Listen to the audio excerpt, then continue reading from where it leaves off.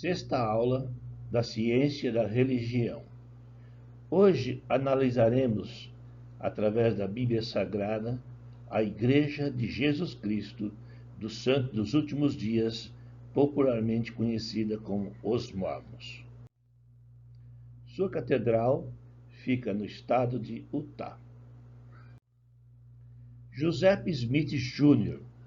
foi o fundador e o primeiro presidente da Igreja de Jesus Cristo dos Santos dos Últimos Dias, os Mormons. Entre seu nascimento numa família pobre de Vermont em 1805 e sua morte em Illinois em 1844. O que o nome Mormon significa? Mormon viveu aproximadamente entre 311 e 385 d.C. Qual o significado provável do nome Mormon? O amor dura para sempre. O maior discurso feito sobre o tema amor de Deus está registrado nas Escrituras em Moroni 7. Mormon prega o poder do amor. O foco do seu discurso foi o significado do seu nome, que o amor de Deus dura para sempre. Uma das partes mais famosas do seu discurso é: mas a caridade é o puro amor de Cristo e permanece para sempre. Moroni, capítulo 7, versículo 47. O lema da Sociedade do Socorro, a caridade nunca falha, poderia ser traduzido para o egípcio antigo como Mormon. Amarão instruiu Mormon a preparar-se a fim de cuidar dos registros e da gravação nos mesmos.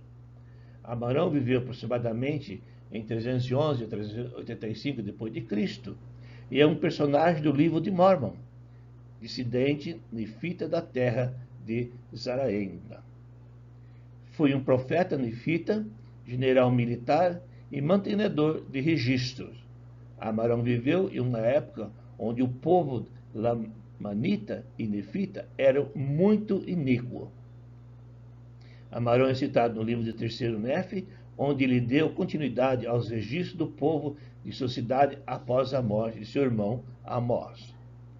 No ano 320 d.C., compelido pelo Espírito Santo, Amarão escondeu os registros sagrados que continham história de cada geração, para que não fossem destruídas pelo povo. Algum tempo depois, Mormon recebeu a recomendação de Amarão e foi até a cidade de Jazão, onde Amarão havia escondido os registros. Mormon recuperou o registro sagrado e deu continuidade aos escritos. Amarão morreu após uma terrível batalha em Cumorra, entre nefitas e lamanitas, onde os nefitas foram perseguidos e muitos foram mortos por lamanitas. Amarão foi morto nesta batalha. Quem foi Mormon? Mormon viveu aproximadamente entre 311 e 385 d.C., mesma data do profeta Nefe Amarão. Após registrar a história de sua própria época, Mormon resumiu as placas maiores de Nefe, do profeta Amarão, nas placas de Mormon. O primeiro livro de Nefe, do profeta Amarão, é um dos livros que compõem o livro de Mormon. Mais tarde, ele transferiu esse registro sagrado ao seu filho Moroni. Essas placas dos registros das quais Joseph Smith traduziu no livro de Mormon. Moroni, filho de Mormon, de acordo com o livro de Mormon, foi o último profeta nefita que viveu aproximadamente 400 anos depois de Cristo. Era filho de Mormon, outro profeta do livro de Mormon, e o historiador que organizou as placas de ouro que posteriormente, através de seu filho Moroni, foram entregues para Joseph Smith Jr. efetuar a sua tradução. Os santos dos últimos dias creem que após a sua morte, Moroni tornou-se um anjo, que teria revelado ao profeta Joseph Smith Jr., restaurador da Igreja de Jesus Cristo dos Santos dos Últimos Dias, a localização das placas de ouro que serviram de base para a composição dos livros de Mormon. Vamos tentar entender toda a história do surgimento da Igreja dos Mórmons, a Igreja de Jesus Cristo dos Santos Últimos Dias, a história de todos os profetas que deram seguimento a essa religião. Amarone, profeta nefita, recebeu as mensagens e escreveu em placas de ouro. Isso ele passou para Mormon. Mormon escreveu em livro todas as mensagens recebidas do profeta Amarone. E Mormon entregou tudo isso para seu filho Maroni, que tornou-se um anjo e revelou a Joseph Smith onde estavam as placas de ouro escondidas. Joseph Smith Jr. nasceu em 23 de dezembro de 1805 e faleceu em 27 de junho de 1844. Viveu apenas 39 anos. Foi um religioso e o primeiro presidente da Igreja de Jesus Cristo dos Santos dos Últimos Dias, os Mormons. Hoje, essa denominação conta com dezenas de milhões de membros em mais de 606 países pelo mundo. Quando tinha apenas 14 anos de idade, José foi respondido em sua oração, cuja pergunta era: quem dentre todas as religiões está certa? Ou estão todos igualmente errados? Ele, numa visão na qual viu Deus e Jesus Cristo, que lhe orienta, dizendo que não se deveria unir a nenhuma dessas denominações, mas que logo a igreja primitiva de Cristo, que fora criada durante seu ministério, seria restaurada na terra. Em 1829, aos 24 anos, Joseph Smith declara ter sido chamado como profeta de Deus, assim como Moisés, Abraão e outros profetas da Bíblia, servindo como instrumento nas mãos de Deus para restaurar a igreja primitiva de Jesus Cristo e todos os seus ensinamentos que fora perdido. Ele foi responsável por traduzir as placas de ouro e publicar a tradução do livro de Mormon, outro testamento de Jesus Cristo, que, de acordo com Joseph Smith, foi um registro escrito do continente americano em placas de ouro, escrito pelo profeta Nefe e seus descendentes, e que foi entregue para ele por um anjo chamado Moroni, um profeta que viveu nas Américas entre o povo nefita. Ele traduziu esses registros do egípcio reformado para o inglês, através do dom e poder de Deus. O anjo Moroni. Em 1823, um anjo chamado Moroni apareceu a Joseph Smith e lhe contou sobre a existência de um antigo registro gravado sobre placas, livro de Mormon, enterrado num monte perto de sua casa. Moroni, o último guardião dos registros antigos a escrever seus ensinamentos nas placas, apareceu em diversas ocasiões entre 1823 e 1829, a fim de orientar e instruir Joseph até que ele obtivesse as placas e as traduzisse. As placas de ouro, segundo a crença dos membros da Igreja de Cristo de Jesus Cristo dos Santos Últimos Dias, os Mormons, são a fonte de Joseph Smith Jr., que traduziu o livro de Mormon, um texto sagrado do mormonismo. Smith diz que encontrou as placas em 22 de setembro de 1823, em uma colina perto de sua casa em Manchester, estado de Nova York, após um anjo ter dirigido a ele uma caixa de pedra enterrada. Em 1827, em sua quarta tentativa anual para recuperar as placas, Smith voltou para casa com um objeto pesado envolto em seu vestido. Apesar de ter permitido que outros vissem a caixa, ele disse que o anjo tinha proibido de mostrar as placas a alguém até que a tradução completa da placa fosse feita. Smith realizou a tradução com uma pedra vidente no fundo de um chapéu e a publicou em 1830, o livro de Mormon. Joseph Smith Jr. teve entre 30 e 40 esposas. A Igreja de Jesus Cristo dos Santos Últimos Dias admitiu que o fundador, Joseph Smith, casou-se com cerca de 40 mulheres, incluindo uma de 14 anos e outras que já era esposa de seus seguidores, depois da Igreja tentar insistir durante 200 anos que ele era monógamo. A Igreja Mórmon tem tentado esclarecer certos aspectos de sua história, incluindo a poligamia praticada por Smith, fundador da igreja na cidade de Salt Lake City, no estado norte-americano de Utah, a sede da Igreja Mórmon. Joseph Smith teve várias esposas adicionais e autorizou outros santos dos últimos dias a praticar o casamento plural. Afirmou isso num documento da igreja titulado Casamento Plural. A igreja foi amplamente criticada pela maneira como tratava mulheres e negros que não podiam ocupar altos cargos em sua hierarquia até 1978, e gays banidos dos seus templos caso fossem sexualmente ativos. A esposa de Smith era, sobretudo, mulher entre 20 e 40 anos, mas Ellen Mark Kimball, filha de amigos próximos, foi separada para ele antes de completar 15 anos. O casamento plural era difícil para todos os envolvidos. Para Emma, esposa de Joseph Smith, era uma provação abominável, afirma o texto, parte de uma coleção publicada ao longo do ano passado. A igreja foi fundada em 1830 e proibiu a poligamia somente em 1890.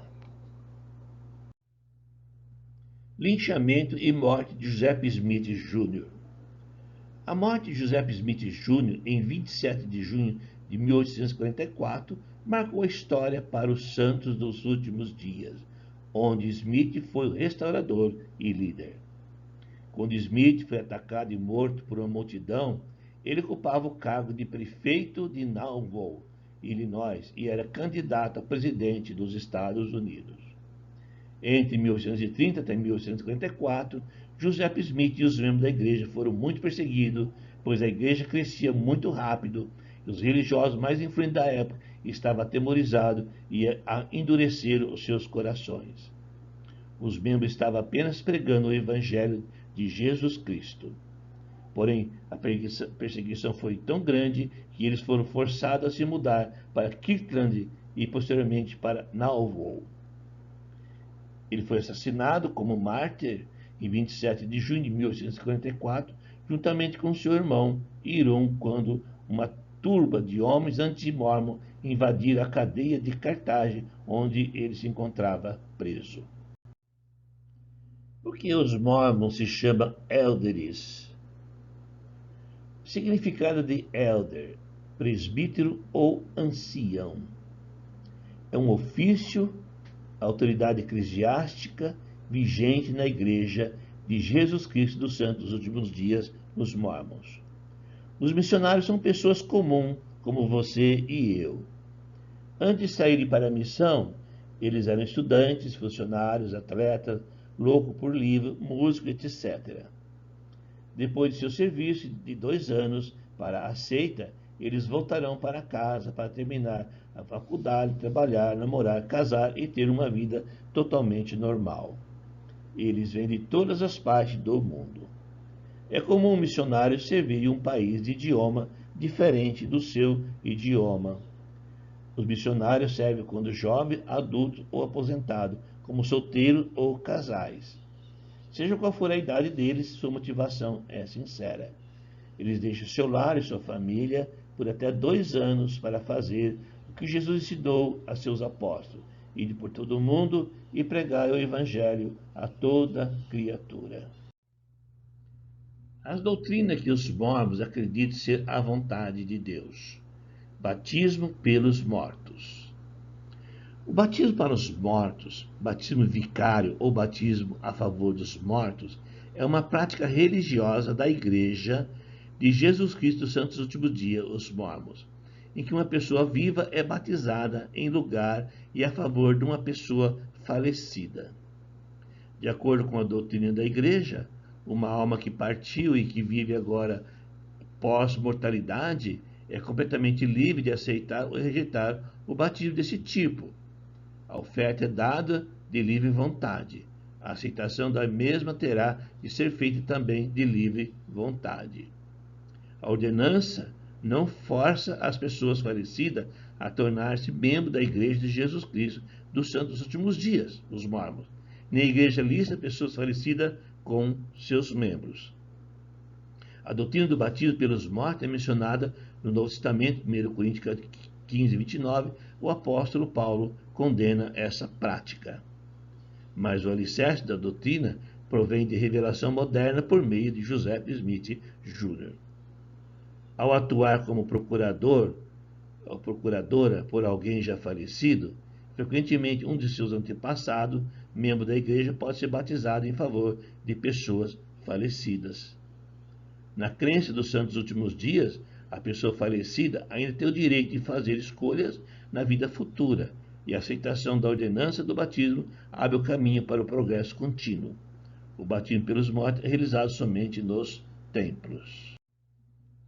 Selamento. Casamento mórmon tem cerimônia para a união eterna. Os mórmons creem que os casais podem unir para toda a eternidade.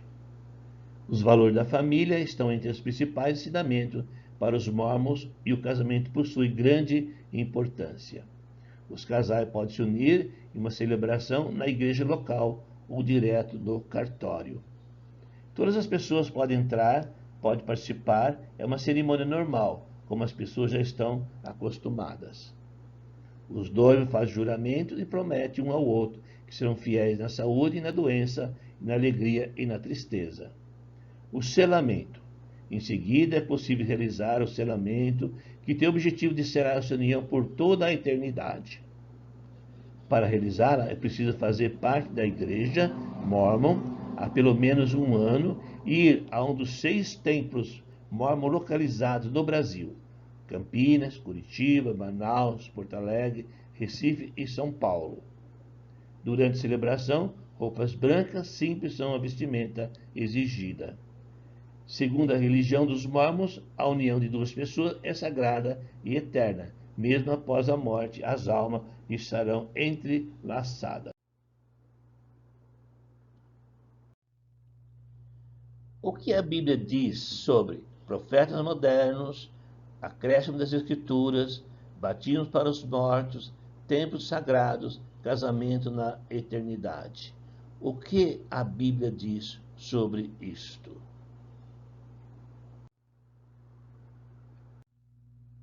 Os profetas bíblicos era constituído pelas mãos dos apóstolos. Atos 19, 6. Impondo-lhes Paulo as mãos, veio sobre ele o Espírito Santo, e tanto falavam em línguas como profetizavam. Esses homens foram constituídos profetas em Éfeso pelas mãos do apóstolo Paulo. As profecias do profeta tinham que ser julgadas para ver se era verdadeira do Espírito Santo. 1 Coríntios 14, 29.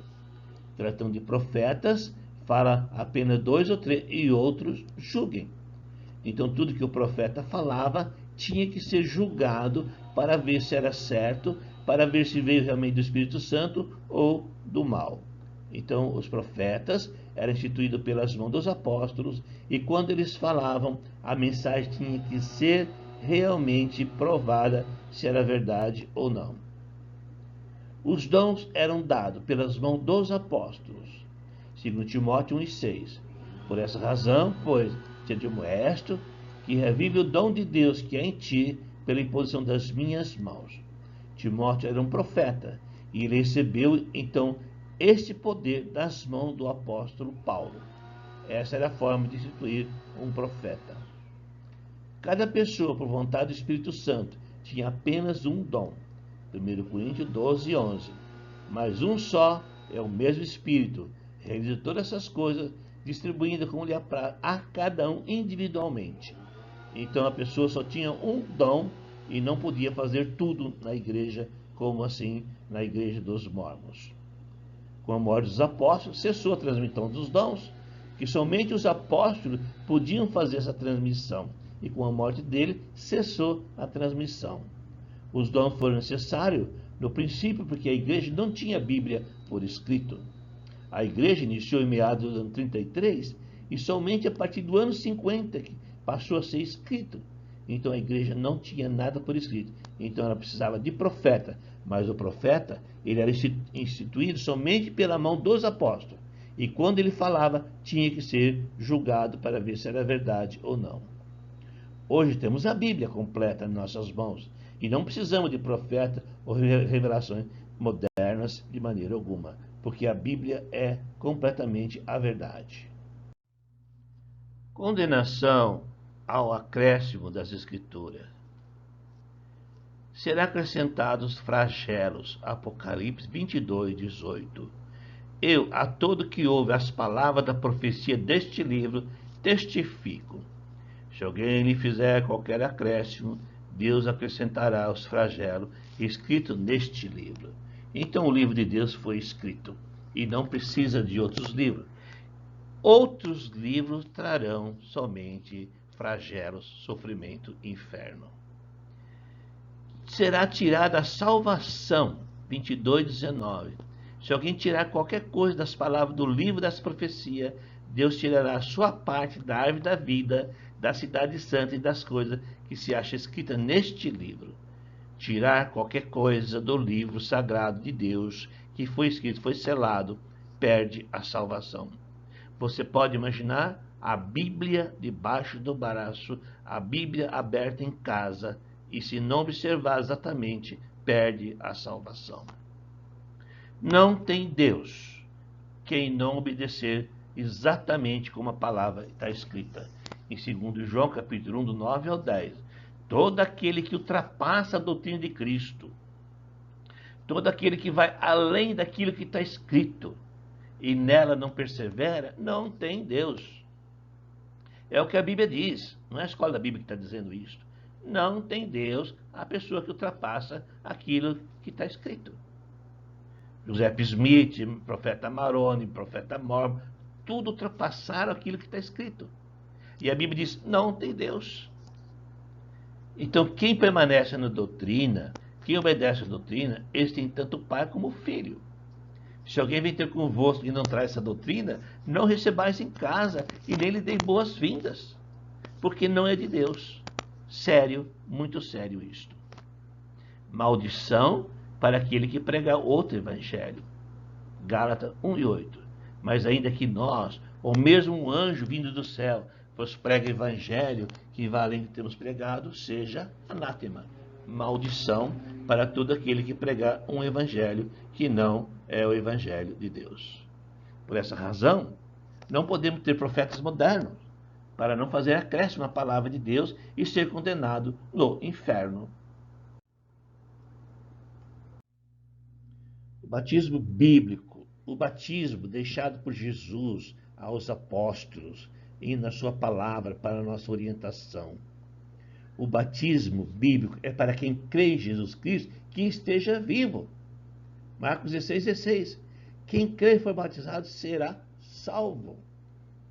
O batismo é para quem se arrepender de seus pecados, para perdoar os pecados. É quem está vivo, porque o pecado tem que ser arrependido.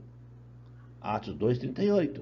Respondeu-lhes Pedro, arrependei-vos e cada um de vós seja batizado em nome de Jesus Cristo, para perdão dos vossos pecados, e recebereis o dom do Espírito Santo. Isso é para quem está vivo. É impossível para o morto. Essa prática de batizar mortos já existia desde o primeiro século. Paulo pergunta aos coríntios, o que vale batizar pelos mortos? O que vale? Que efeito tem isto? 1 Coríntios 15, 29. De outra maneira, que farão os que se batizam por causa dos mortos? Que vantagem tem essa? Nenhuma. Isso é uma heresia pura. A salvação é em vida, enquanto estamos vivos. Em Lucas 16, 22 a 26, esse texto é importantíssimo para vários assuntos. Aconteceu morrer o mendigo, Lázaro, e ser levado pelos anjos para o seio de Abraão. Lázaro morreu e foi para o paraíso. Morreu também o rico, não temos o nome dele. Esse homem foi sepultado, o Lázaro nem sepultado foi. Esse homem rico estava no inferno, em tormento. Levantou os olhos e viu ao longe Abraão e Lázaro no seu seio. Esse é o problema do inferno, ver o céu.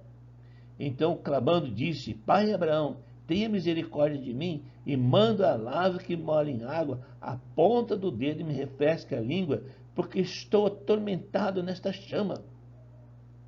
Esse era o pedido desse homem rico.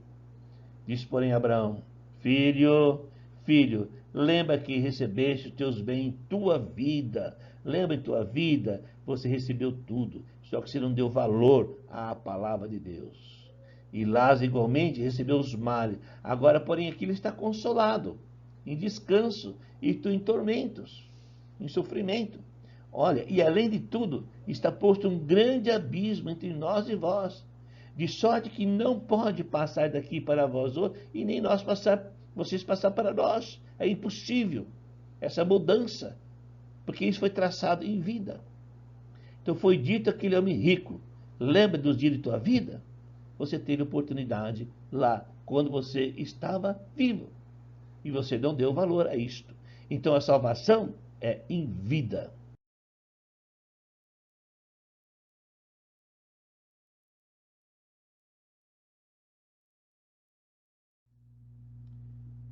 Tempos bíblicos, como é ensinado hoje nas religiões, como é mostrado hoje nas religiões, os seus grandes templos. E Paulo, ele condena isto. Ele fala em 1 Coríntios 3, 16, 17.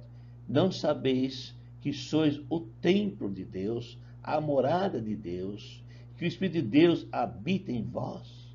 E se alguém destruir o templo de Deus, Deus destruirá, porque o santuário de Deus, que sois vós, é sagrado. Então o verdadeiro templo é o nosso coração. Isto é o templo de Deus. Lucas 17, 21. O reino de Deus está dentro de vós. Esse é o verdadeiro local, o nosso coração, a igreja do Senhor. Em Atos 7, 48, Deus não habita em casas feitas por mãos humanas. Você pode pôr a coisa mais luxuosa, mais bonita que for, Deus não habita ali, de maneira alguma. Você pode limpar, pode fazer o que quiser, Deus não está ali, ele está no coração das pessoas. Templos religiosos não significam nada para Deus. E ainda a sua ira destruirá toda essa idolatria por prédios. Então isso não existe para Deus. Cuidado com prédios. Prédios se tornam idolatria. Prédios às vezes se tornam seguimento para as pessoas. Olha para os prédios e não para a palavra de Deus. E Deus odeia isto, e ele não habita em templos feitos por mãos humanas. O casamento perante Deus é até que a morte nos separe. Essa é a validade do casamento. Orientações bíblicas sobre o casamento após a morte de um dos cônjuges. Após a morte, ficas obrigado do casamento. Romanos 7, 2. Ora, a mulher casada está ligada pela lei ao marido enquanto ele vive, mas se o mesmo morrer, desobrigada ficará da lei conjugal. Então não existe casamento eterno, somente enquanto vive as pessoas. Após a morte do cônjuge, pode casar com outra pessoa. 1 Coríntios 7, 39. A mulher está ligada enquanto vive o marido, contudo, se falecer o marido, fica livre para casar com quem quiser, mas somente no Senhor. Então o casamento não é eterno. O casamento termina na morte. No céu não tem continuação. Mateus 7, 22 ao 30. Então Jesus esclareceu: vós estáis equivocados por não conhecer as Escrituras nem o poder de Deus. Na ressurreição, as pessoas não se casam nem se dão em casamento no céu. Novamente, o nosso gráfico sobre as religiões. No ano 33, depois de Cristo, e início da Igreja Bíblica. E continua até hoje, ano 2022. Única Igreja Bíblica não denominacional. No terceiro século, nós já estudamos, inicia então o movimento da Igreja Católica. Em 1517, então, vem a Reforma Protestante e Martim Lutero inicia a Igreja Luterana. Os Menonitas, iniciada por Menos Simão em 1525. 1559, a Igreja Presbiteriana, por Calvino e John Knox. 1569, a Igreja Batista, John Smith. 1730, então, a Igreja Metodista de John Wesley. Em 1830, então, Joseph Smith inicia a Igreja dos Mormons. Esses reformadores, nenhum deles voltou à Igreja Bíblica. Infelizmente, iniciaram novas religiões e então desviaram da verdade. Que Deus nos abençoe, que possamos examinar as Escrituras e fazer exatamente como a palavra de Deus. Heresias. Heresias, infelizmente, as doutrinas praticadas e apregoadas pela Igreja de Jesus Cristo dos Santos Últimos Dias é pura heresias. Porque não examina as Escrituras e acredita em profetas modernos. Jesus mandou fazer o quê? Examinar as Escrituras. Ali você encontra a vida eterna. Em Atos 17:11, os irmãos de Bereia foram chamados de nobres porque examinavam as Escrituras para ver se as coisas eram de fato assim. Se não examinar as Escrituras, realmente vai praticar heresias, assim como pratica a Igreja de Jesus Cristo dos Santos Últimos Dias, o chamado Mormons.